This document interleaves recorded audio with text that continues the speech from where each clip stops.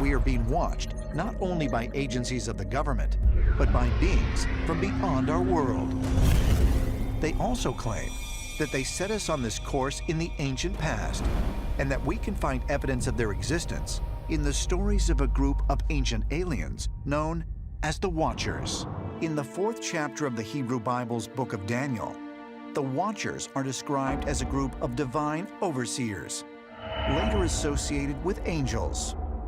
The Watchers are essentially messengers, and so this is why many scholars understand the Watchers to be a class of angels, since angels were understood to be messengers in the Bible.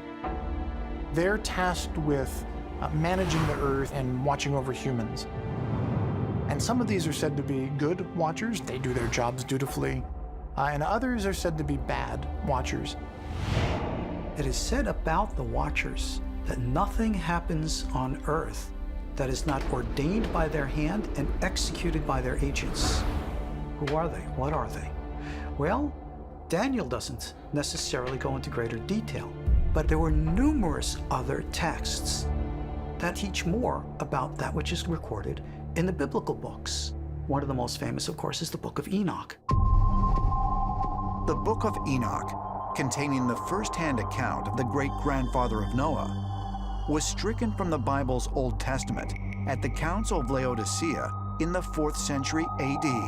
In the 3rd book of this apocryphal text, Enoch says an angel, known as a watcher, took him aboard a fiery chariot that ascended to heaven.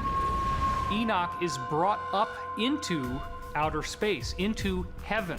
It's fascinatingly detailed, and the reports of crystal walls with light coming out of them and crystal rooms sounds like someone with primitive language skills trying to explain going into a super high fidelity science fiction reality.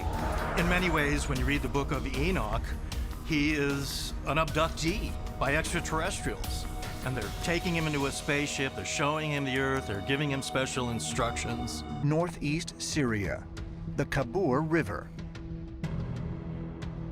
According to the Hebrew Bible, it was here, in the 6th century BC, that divine beings descended from heaven and made contact with a 30-year-old Hebrew priest named Ezekiel.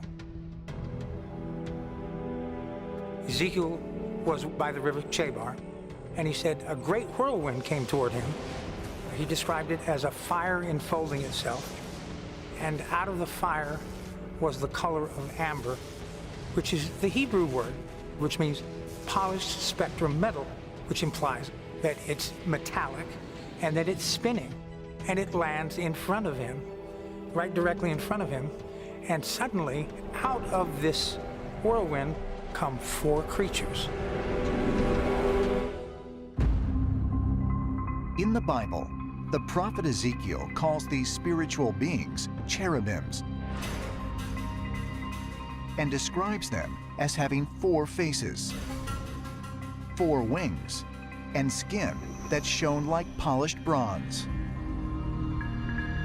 Ezekiel says that he was taken up into the sky and taken to different places where he could see different things. And then he was told some of the future things that were going to come.